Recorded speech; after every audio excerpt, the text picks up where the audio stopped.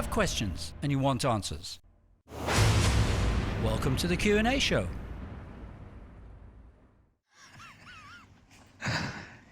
Just looking at that it's a very old intro. I look like an old man there, older than I do now, but nevertheless, I thank God that he can make us still be young. Barry, you must be getting on, Ancient of Days.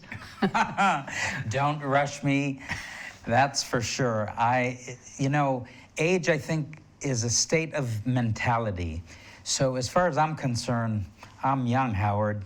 Yeah. And I'm not going anywhere fast. Yeah. Well, but you travel so much, and you wear well for it. I have to say, Barry, come on, for 46, you're pretty good. Thank you very much. Even at 46, we get a few gray hairs. Interesting that my son is 27. So. I worked that one out. No, I was never good at maths. I was never good at anything except, I think it said on my school report, I found it the other day, because we're moving home and everything, and it said, useful footballer. That's all it said at the end. Nice guy. But you are the epitome of youth. If you're playing as much football as you told me, and your heart rate is as low as it is, I admire you, I respect you, and may you live well past 100 years old. Thank you. That's only 2 years' time, so no, I'm joking. I like the scripture. It says, you shall run and not tire or grow weary. And there's the rest of it. I can't remember. But, I always think about that, because yesterday was a ridiculous day. I played 4 games. I know it was ridiculous. One was walking football, the other was real football. But I'm really tired. But I love to keep active. Now, Barry, in all seriousness, you and Batty have done an amazing job with Joseph Storehouse and also Vision for Israel. Now, with all of the things that you've had to contend with as well throughout the years, do you think this is a particularly difficult time for your ministry to be active in, for example, the challenges you get from authorities, whether it be in Israel, whether it be the UK, America, whatever? Do you think there's a changing, a shifting in the focus on trying to close ministries down?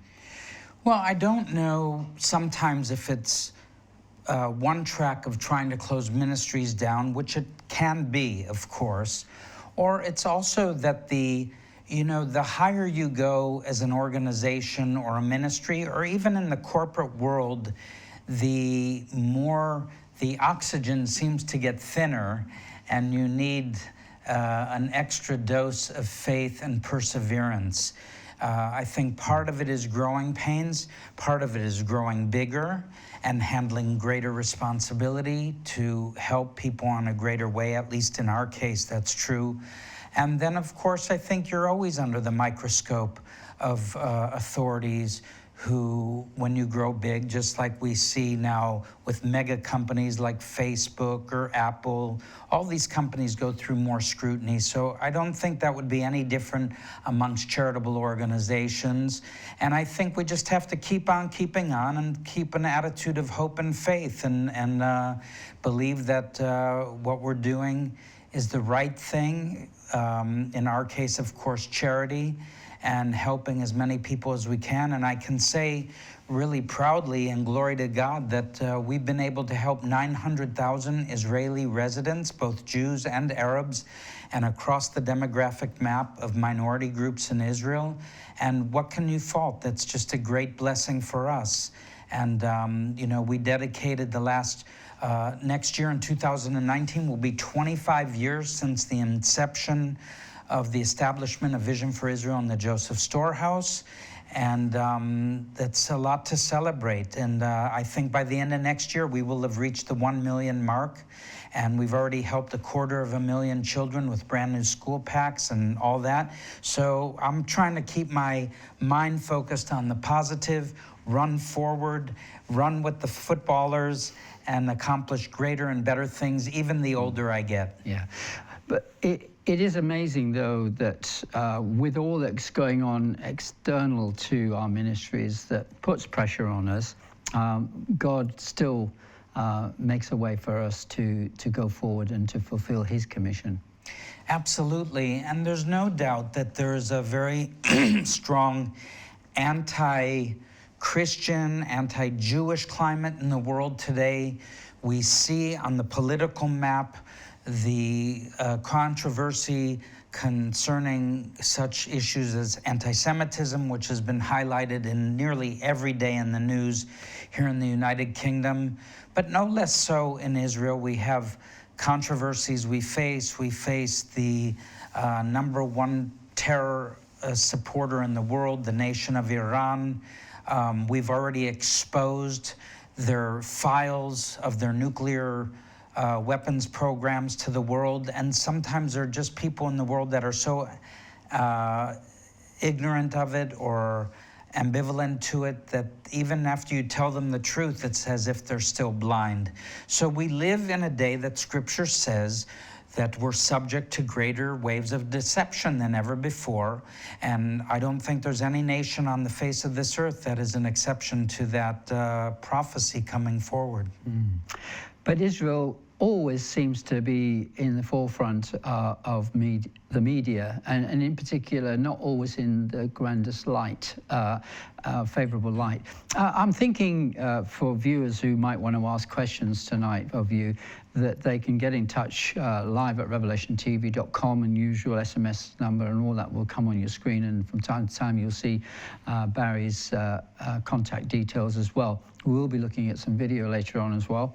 But meanwhile, coming back to the controversy that's going on in our governments, particularly with the shoving and pushing about Jeremy Corbyn not really complying or willing to really sign on the dotted line about the anti-Semitic what is it?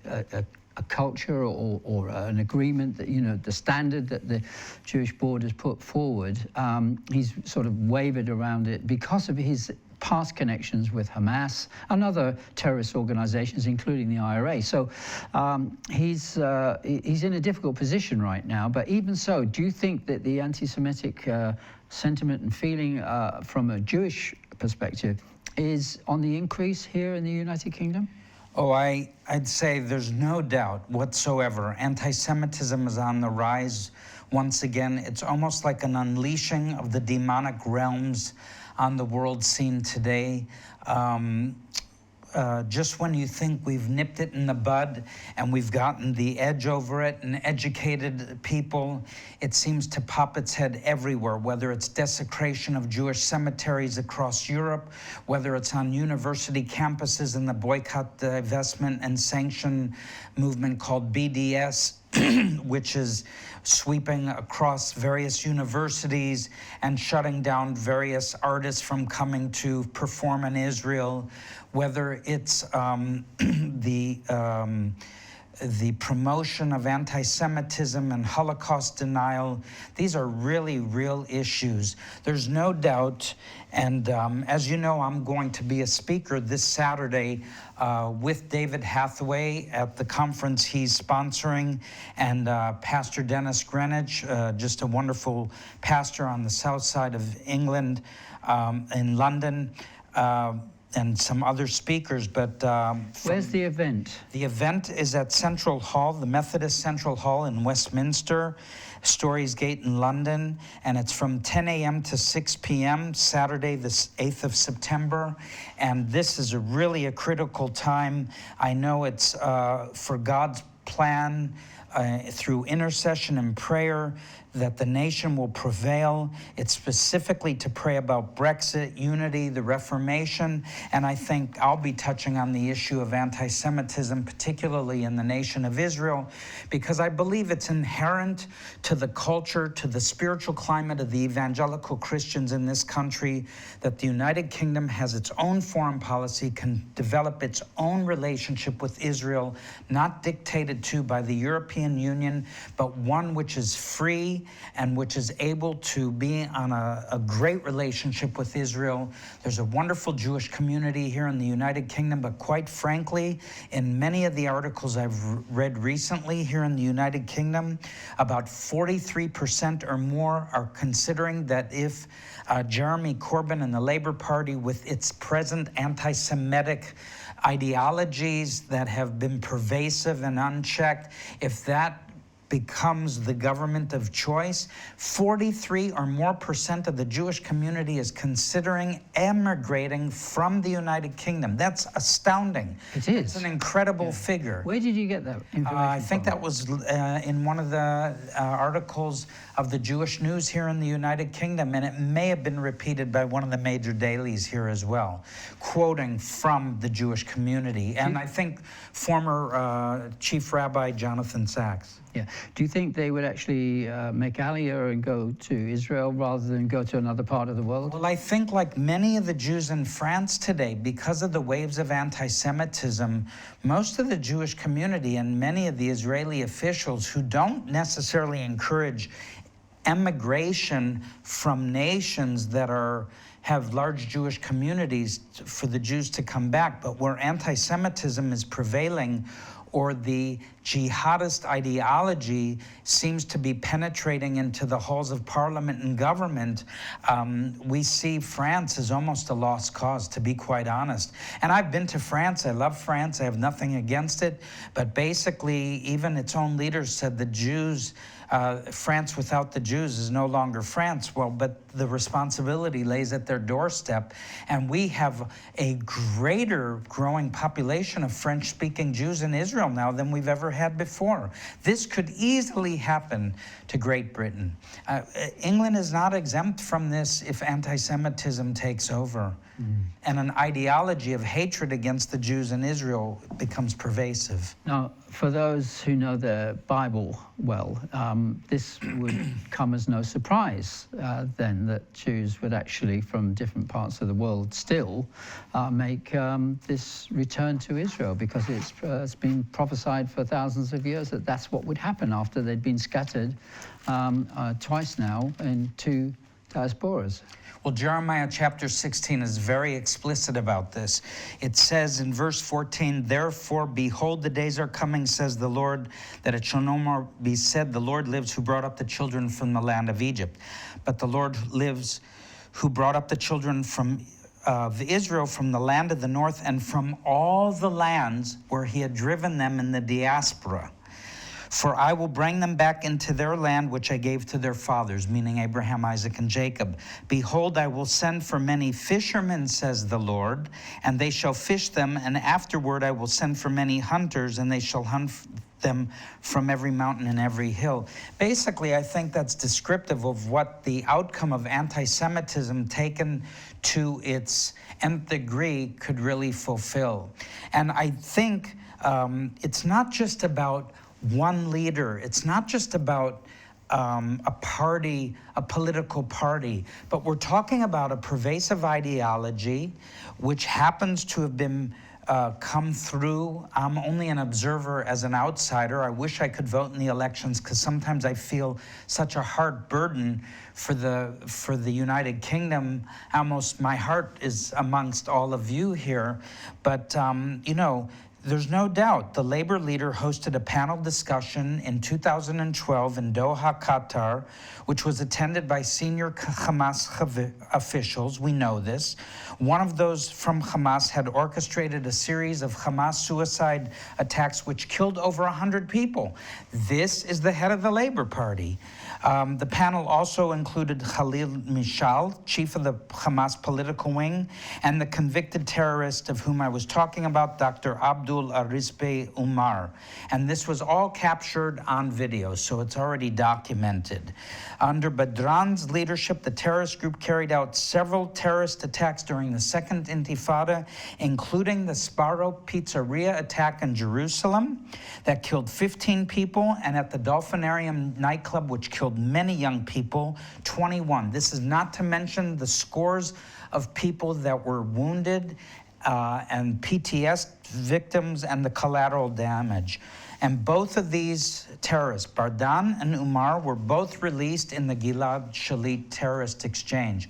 So when you have a leader of a political party, and these are the kinds of people that he's been mixing and messing with, besides the fact of attending a memorial honoring terrorists behind the 11 Israeli Olympics. athletes that were massacred, and then you go honor the terrorists that massacred them. This is who's leading a political party in this country known as the Labor Party. So I wish to God, I pray to God that this will be renounced, this will be put away, that you'll have a free political process that will be devoid of anti-Semitism in both parties and everywhere, because this can be right, left, in the middle. Anti-Semitism is more than just associated, I think, with any one political party. I think it goes back centuries to the history of many nations, and we need to renounce it. And most of all, the evangelical church needs to put it away, far from it. One of the topics that keeps coming up on the discussions, I mean, it's on the news every day and on your chat shows, radio shows alike, is the fact that the right to be able to criticize Israel and not be deemed to be anti-Semitic is one of those major points. And I think what I've been listening to the various people talking about this and callers that are calling in, ordinary people, I find it fascinating because they nearly all saw Israel as a pariah state. This was what came up. And also as victimizing and, sort of treading on the Palestinians, even going as far back as 1948. But it showed to me how little people knew about the history and the beginnings of the new nation of Israel. I mean, the fact that it was a United Nations mandate, it was approved that Israel would become a state. And the fact is that the Arabs at that stage, who lived in sort of relative peace with one another, were the majority, or a particular majority, I can't say a particular majority, I don't know what the numbers are, but of Palestinians or people who said, right, no, we don't want to sign anything, we don't want any part of this. They would have actually ended up with a lot more land had they done so in 1948. And taken up Israel's offer of being part of the whole state then. And yet today, for political reasons perhaps, you've had Arafat and all these other people who've just dug their heels in to say, right, we don't want anything other than everything. And I think I think it's a totally true reflection on the actual situation. Interesting that the Israeli Arabs, the Arabs who are Israeli citizens, have, if not the highest, one of the highest standards of living in all of the Middle East amongst the Arabic-speaking nations, which is a testimony to Israel as a Jewish state, which the world has problems with. They don't have problems with Saudi Arabia being an Islamic state, but they suddenly have problems with Israel being a Jewish state. But let me just say this. Today, based on the Central Bureau of Statistics in Israel, as we approach the Jewish New Year, Israel's population is 8,907,000 residents. Of that, 74.4% are Jewish, and 20.9% are Arab, and 4.9% are other minorities. What we know is this, that Arab Israeli citizens have freedom for voting rights, free health care, just like everybody else, just like anybody else in Israel, and have a right to all their regular work and labor laws like any Jewish Israeli in the nation. They have the most rights, I think, of any Arab-speaking peoples of the Middle East today. But when you go under the Palestinian Authority, which was previously led by Yasser Arafat, who turned down, by Ehud Olmert, turned down a spectacular deal where Israel was willing to give back 94% or more of everything they were asking for, even dividing Jerusalem. He turned it down. Mahmoud Abbas, who would follow him, who was a Holocaust, who did his thesis on and denying the Holocaust, is going to go down into history as also failing any kind of a peace negotiated process with Israel, as well as his health is failing now. It's pretty doubtful that there'll be any peaceful agreement with Israel itself. And basically, the Palestinians have been held hostage by their own leadership through these decades, and are no closer to peace or a solution to their own sovereignty and governing rule than they were when they started this back in 1993. So and the other thing most people don't realize is, yes, Howard, Israel is 70 years old as a new nation state resurrected, but actually Israel is over 3,300 years from the time of King David when he ruled and reigned as king in Jerusalem and over the nation of Israel. So most people are ignorant of history, let alone biblical history, to be exact. And I think one last thing that reflects upon it is Psalm 121. From a biblical context, the psalmist says, "My soul has dwelt too long with one who hates peace. I am for peace, but when I speak, they are for war." So in all the Palestinian governed areas, the schools have no map of Israel. It's only a map called Palestine. There's no acknowledgement of Israel as a sovereign state. It remains to this day in their covenant articles of the Palestinian Charter, as well as Hamas, the set goal of the destruction of the state of Israel. How can you make peace with somebody like that? It's almost the same as with Iran as well, isn't it? And other Arab states that are so anti-Israel. Not only do they not want to negotiate, they don't want to see the existence of Israel. But let me add this positive note. In the last 5 years particularly, through the prime ministership of Benjamin Netanyahu, to his credit, he has been one of the greatest foreign diplomats who has created an environment of diplomacy even with Arab nations who were sworn enemies of Israel before, such as Saudi Arabia, Egypt, Jordan, but especially Saudi Arabia and some of the Gulf Arab states are now acknowledging Israel as a nation, recognize it as a sovereign nation, and there's no doubt that our intelligence and military communication is greater than ever before because of the threat to the east through Iran and its fanatical mullahs. So that's a change in the sales. Very good to hear that, Barry. Now, we're starting to get lots of questions coming in and people writing in. Please, we want you to write in. It is a Q&A, and Barry's a little bit in the hot seat here. But it's really good that we do have a representative who is Jewish and also is a Messianic believer, and that is believing in Jesus Christ as the Messiah, and an Israeli citizen. David writes in, he says, "Good evening, Howard and Barry. I'm finding it hard to understand why people hate the Jewish people. What started the hatred off? Like many that I've spoken to, we have not a clue. I've not known many Jewish people that they could be any nicer than they are. Let's get rid of Corbyn ASP." Dave, thank you, David. Well, we've gone into some of that because that email before you started speaking, so a little bit of that background would have been very helpful. But anything you wanted to add to that for David? Why the hatred? I mean, I think the hatred goes back to the garden. I mean, in the beginning of time, Satan, old Slewfoot, or the great deceiver, whatever God blessed or chose, he was always in opposition to. So whether it's the covenant people through the lineage of Abraham, Isaac, and Jacob, meaning the Jewish people of which I am a son of through the tribe of the Levites, or whether it's born-again New Testament or born-again Bible-believing Christians, there's always the opposition against God's covenanted peoples.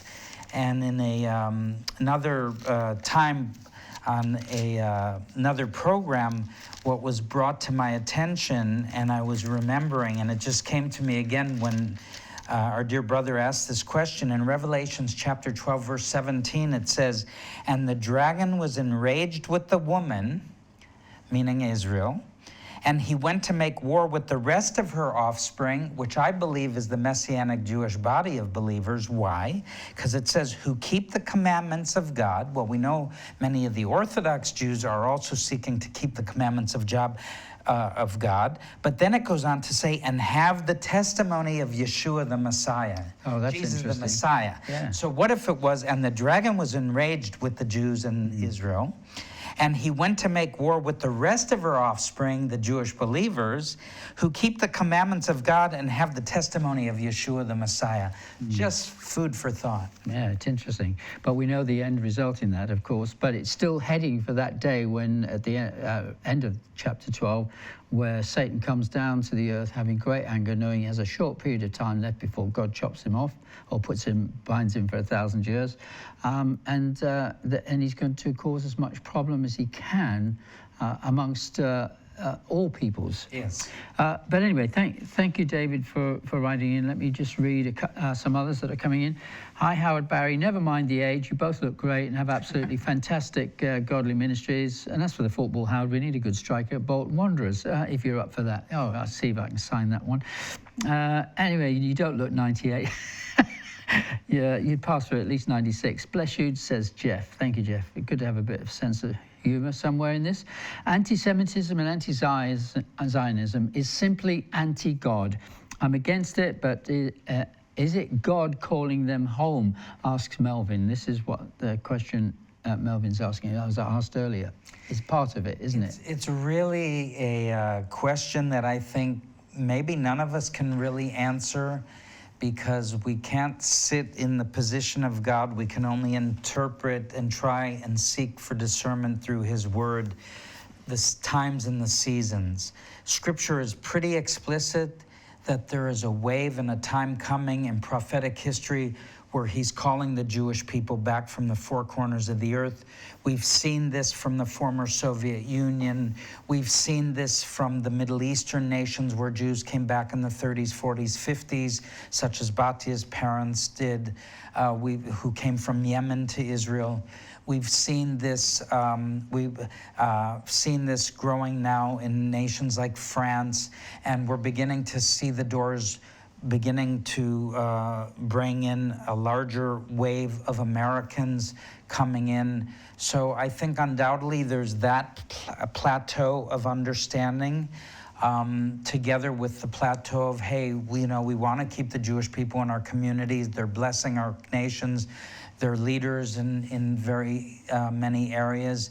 But God has a time map, and it's his initiative, and I think it would be presumptuous for us to try and track it or interpret it as exactly what will happen when. Yeah, but something, I can say this in the sense that being on the outskirts of it all, is that God has to use something something, a trigger, and it does seem to me that more and more of the Jewish people in Europe, particularly, as you mentioned, France in particular, that actually would, say to them, right, it's time to go. They felt very unsafe with the recent terrorist attacks over the last few years all over.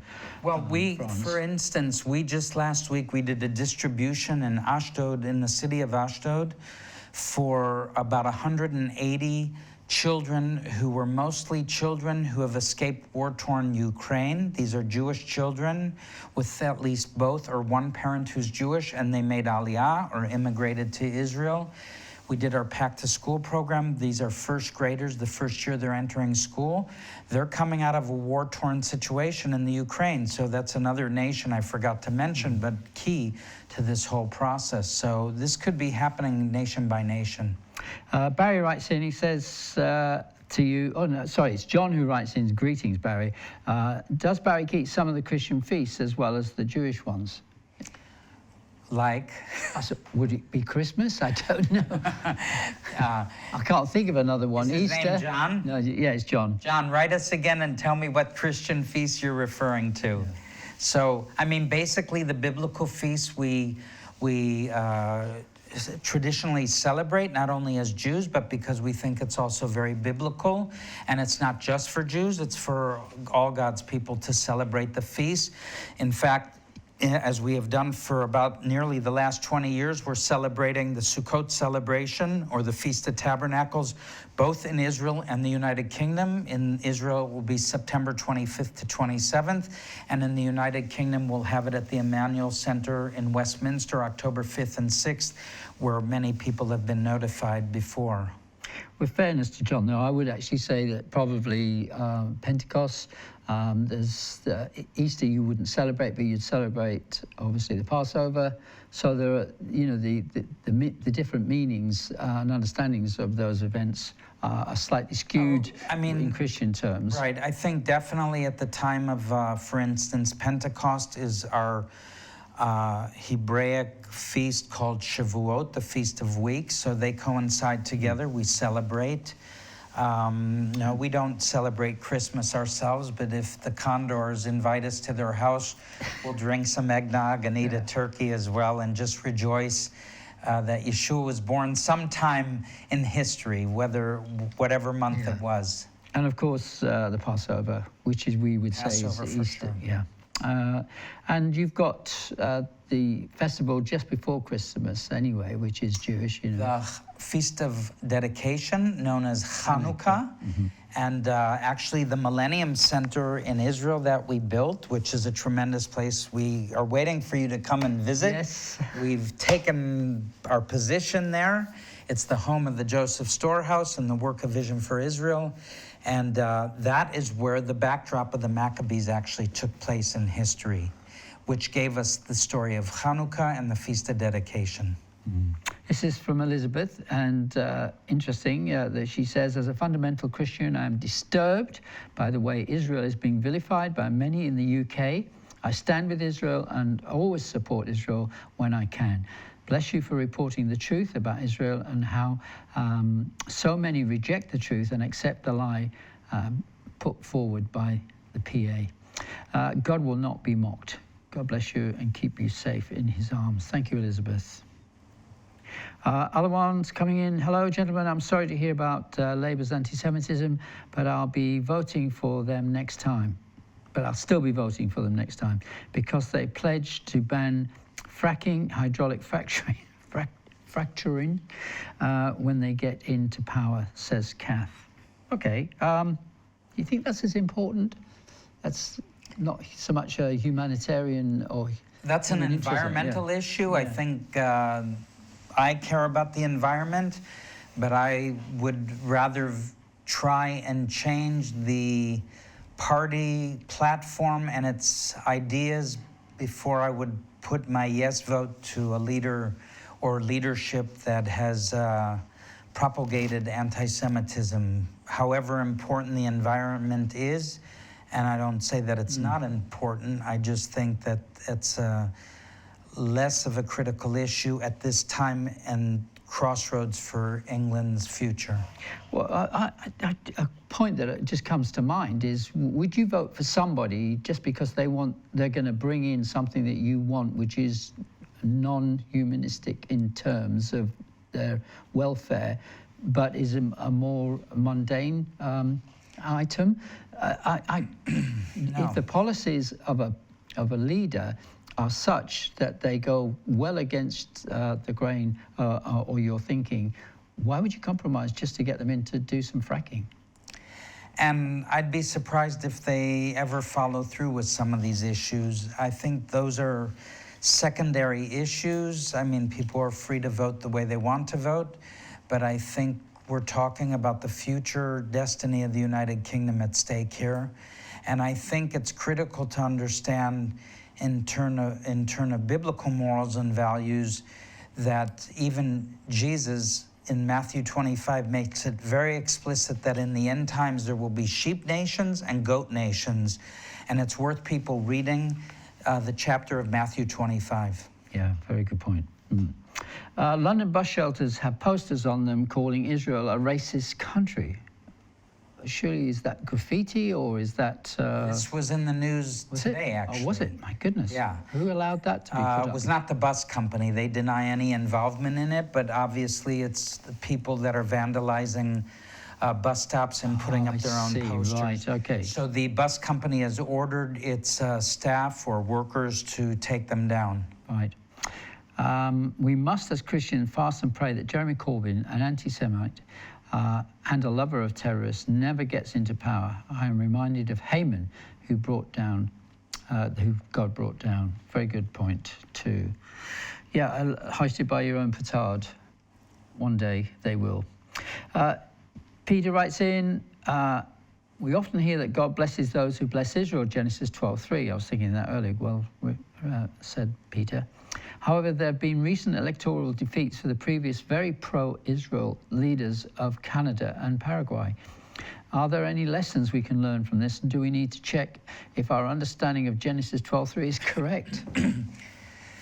Well, I would never give up on what's happening amongst the nations, because I can tell you that the Conservative Party in Canada, which has vowed to move the Canadian embassy back to Jerusalem and follow in the footsteps of the United States, but under their own sovereign, decisive view, it's a very good possibility that Trudeau will be ousted in the next elections in Canada and the Conservative government will come back in. And one of their platform commitments is to move the Canadian embassy to Jerusalem. So they have my prayer vote in full. Many South American countries, such as Guatemala, has already moved their embassy. There are other nations that are considering, as we know. And, nations are, tottering between and wavering. But I think we'll be surprised to see how many potential nations that are considering moving their embassies to Israel. Czech is one of them, the Czech Republic, Romania, Hungary, many other nations, but it could take, over the next 10 years before we see a fulfillment of this. But I can tell you this, that we visited the American embassy and spoke with and met the U.S. ambassador to Israel, David Friedman. Very pleasant man, very genuine, very down to earth, and very committed to Israel on behalf of the United States, and very proud to have met him and found him to be quite the gentleman and a great ambassador from the United States. And so I'm praying that the United Kingdom will have that, Canada, Australia, many European nations. I never give up hope. You're the prime optimist. I would be very interested to learn, says Maria, which Bible translation the Messianic Jewish community is using, and is there a unique Jewish translation? That's a good question, because the Israeli Jewish community basically is using a Hebrew Bible. So it's not King James, it's the original, based on the original. So there are a couple different translations, but the Old Testament still sticks to the original Torah, the original scriptures in Hebrew. So that's amongst most Israeli believers. Messianic. Amongst the Messianic believers as well, we use mostly a Hebrew language Bible. But there are a couple transliterations or translations that have been used. One is the Complete Jewish Bible, I believe it's called, by Dr. David Stern, who we actually helped publish the New Testament with him when we had a company doing that. He's now well into his 80s, but did a great service to the body of the Jewish believers. And there's a newer translation now, I believe, called the Olive Tree, or the Tree of Life version, that's also been used a lot. So some of the English words like Lord in Hebrew would be Adonai, God would be Elohim. We would see some of the Hebraic words in English phonetics. I nearly brought mine into the studio tonight. I should have done it. It was rushing out. I went, I should bring that, because I knew possibly this would come up. Yeah, the Jewish Bible, Complete Jewish Bible. Okay, David writes in and says, Barry, when I see a Jew, I remember God's great promise to Abraham. This is another one very similar, that in his seed all the families of the earth will be blessed. A very precious promise. Do you know, that needs to be broadcast more. The fact is that people who are seeking to live a blessed life need to switch on to realize that this was part of God's plan, that he would use the Jewish people to be a blessing to the nations. And in many ways they are, but it's not broadcast. I mean, the amount of people that you've had who have been Nobel Prize winners for a very small nation, it outweighs anything, to put it into another people group, the Arab nations have very few, and yet they outnumber you, whatever, 100 to 1 or whatever the ratio is. But I mean, all the things that Israel has come up with, the farming methods, whether it's in desert lands, which have now spread to parts of Africa to help them to cultivate on hard territory, and also bracken fish to, fish to survive in bracken water. The medical advances, the technological things, Google, your phones, everything that we're doing today in technology and science as well is just incredible, coming from a very small people group. God has blessed the Jewish nation. Well, you know, it's really interesting, because it's funny, because it was already kind of on my mind. There was an article that came out today that 89% of Israelis are satisfied or very satisfied with their lives in Israel. Now, I would tell you 20 years ago, I think maybe half that percentage was true. But as you said, the country has played a huge role on the global affairs scene. The country has a strong economy now. I remember praying with Lance Lambert 30 some odd years ago in his home. We used to laugh at the currency called the Israeli shekel, which is based on the biblical currency, because it was like a banana republic. We were having like 30% inflation every month. Bati and I had a business. We would bill a client. 30 days later, when we got paid, it was worth 30% less. It was terrible. But now the shekel is somewhere around the 16th strongest currency in the world. The country has landmarks of importance to all the major religions, not just Judaism, Christianity as well. High technology and pharmaceuticals are amongst its major exports. The country is highly developed in terms of life expectancy, higher education, per capita income, and our relationship with the Christian evangelical community is probably stronger between Israel and the United States evangelical Christian community, and wherever the evangelical Christian community exists, than any other nation in the world with the evangelical Christian community. So not only is the world being blessed, Israel's being blessed. Apple Corporation, after Steve Jobs passed away, has invested somewhere around $500 million, I heard, into Israel. The company's now a $1 trillion company. Bill Gates, Microsoft, you can come by Herzliya, you see Microsoft in one of Israeli's small cities. Microsoft is there. Warren Buffett, one of the biggest investors, head of Berkshire Hathaway, a huge successful investment firm. He's now investing money in Israel.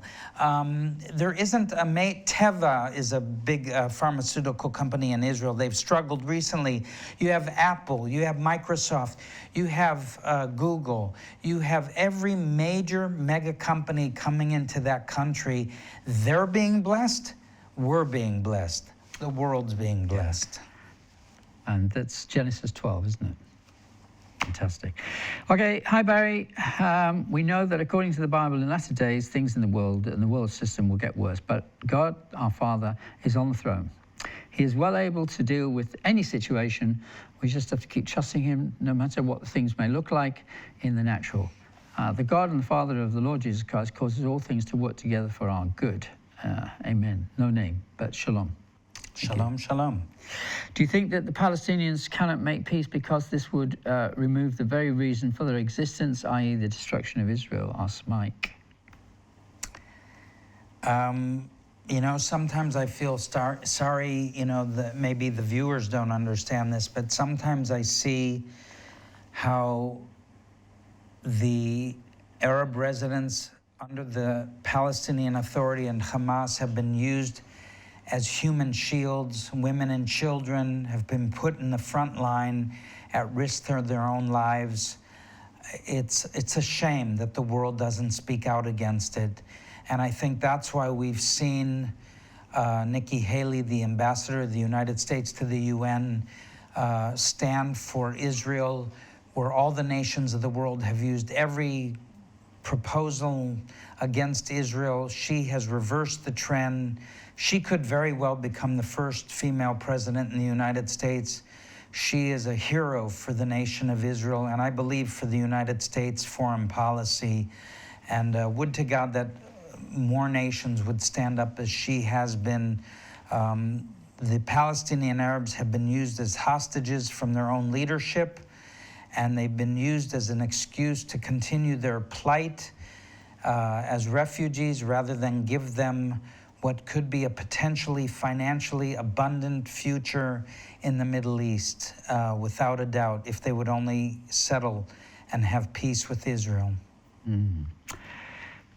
It's a spiritual thing then as well, isn't it, really? It's very spiritual. Yeah. It all comes from the spiritual realms Yeah. first. And of course, the anti-Christ in that sense, the satanic influence there is playing a big part to blind the minds Well, of how can you also, unbelievers. when Khalid Mishal, back in 2014, I believe, said it on Arabic News, he said, we love death. He's the head of Hamas, or one of the heads. We love, it was either Khalid Mashal, I'm sorry, it may have been Khania, actually the president of Hamas within the Gaza Strip, who said during the conflict with Israel, he said, we love death more than the Jews love life. Yeah. So if you love the spirit of death, your partner is the one who is comes from the pit of hell, I'm sorry to say. Yeah. Death is the enemy of mankind, and this is the one thing that Jesus said he's going to do away with, so it can't be something that is honored in any way. I'd like to show your video before we get to the end of this program, so let's deal with that next and then come back to the emails if we've got time. The back to school and other things that you have a video of? Well, I think it'd be good to show back to back. They're both short, but the first one is to the Arab children in Bethlehem, who we adore, who are together at a Christian church under a good friend of ours who's the pastor there. And then we'll go quickly into the second one, which is to the Jewish community and those that have come from the Ukraine just recently. So let's roll them and see them. Okay, back to back, please, Mr. Producer.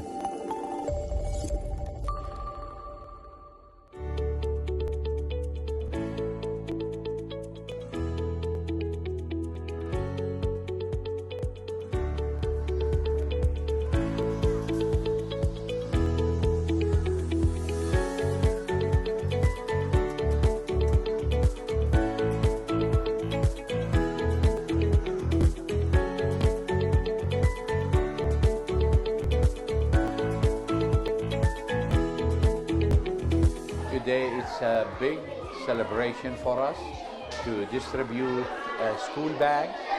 The school bags was donated by Joseph Storehouse, Barry and Batia Segal. We thank you, Barry and Batia, for your concern, your love for our kids and our ministry in Bethlehem, where we really go through very difficult time, very hard time.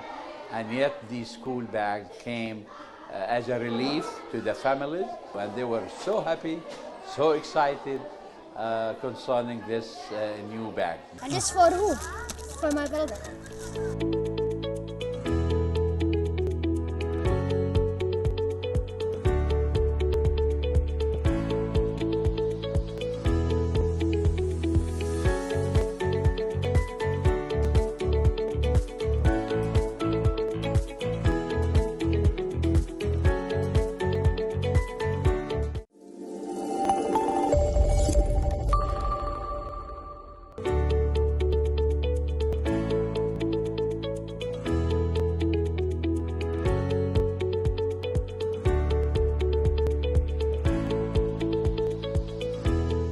In Ashdod, we are celebrating today with new immigrant families that come from Russian-speaking countries such as the Ukraine. And many of these families are new and sending their children into their first year of school, primary school, kindergarten, and first grade. And we have the privilege and the ability to bless them with a brand new school pack to return to school with a pack to school. Your support, your help is making this day possible. It is a celebration, as you can see, and we are celebrating with food, with popcorn, with drinks, with performances, and it is just such a blessing.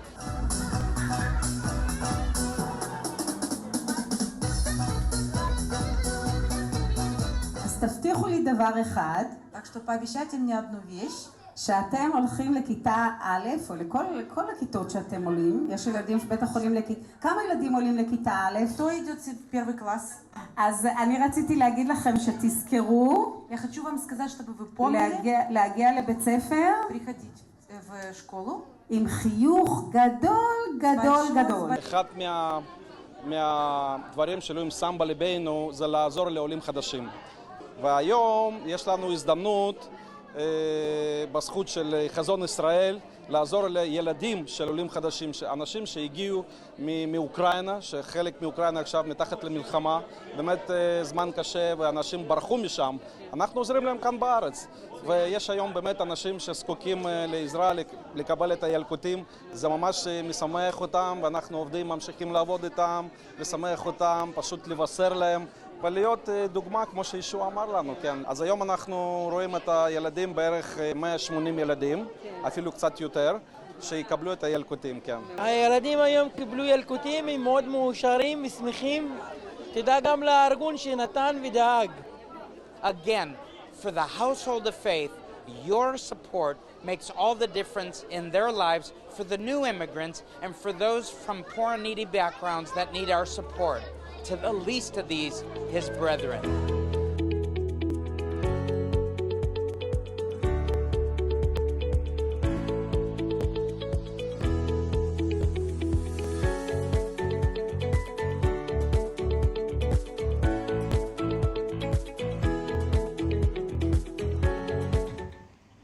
Barry, it's great to see that you're actually encouraging people, and especially young ones, in the Palestinian parts of Israel as well, that are also not neglected in any way by, Vision for Israel or Joseph's Storehouse. Correct. Well, we believe that we're called to serve the entire community, Jewish, Arab, minority groups, and where there's legitimate needs to provide aid, we should be there for them. And so whether it's to the household of faith or to unbelievers, whether they're Arab Christians or Arab Muslims, whether they're Orthodox Jews or secular Jews, whether they're Jewish believers, Christian believers, we're there to serve the community, and we hope we can do the best job possible and for God's glory especially. Just, we are running out of time. I just want to get this one email in because there's something that comes a lot in the media out there. I have Christian friends who are strong supporters of the Palestinian Christians, believing the state of Israel has committed aggressive atrocities against the people of the Gaza Strip, moving whole families out of their homes. My friends talk about this and it's something which is on the news media. Can you speak into that very quickly? We could probably take a whole program over this to really document it and show it, but the actual facts on the ground is there are no Israelis and no Jews that are in any way governing the Gaza Strip anymore. If it wasn't for the humanitarian aid trucks that we allow through the checkpoints, they would die out. So the fact is there are no Jews, there are no Israelis that are quote unquote occupying the Gaza Strip, and on the contrary, the evangelical Christian community has diminished from over 3,000 to nearly about 1,000 because of the jihadist agenda that has persecuted the Christians. And I wonder why your friends who have spoken to you are not complaining about the rulers in the Gaza Strip who are causing the demise of the Christian community. Yeah. Just want to remind our viewers, this is a weekly program that we're now started on Thursday evenings, 9 o'clock in the UK, excuse me, and we'll be having different guests, some by Skype and some in the studio like we have tonight with Barry. I just want to say that to Nikki, who's writing in, Americans have many trips to Israel. Why doesn't this happen in the UK? Well, Revelation TV has trips. I think, Barry, you still do trips? Occasionally, we'll do a trip next year for our 25th anniversary, celebrating Provision for Israel in the Joseph Storehouse. But whatever tour group, whether with Revelation TV or anyways, come and visit the Millennium Center. God bless you. Yeah, thank you very much. God bless you too. See you next time, Q&A.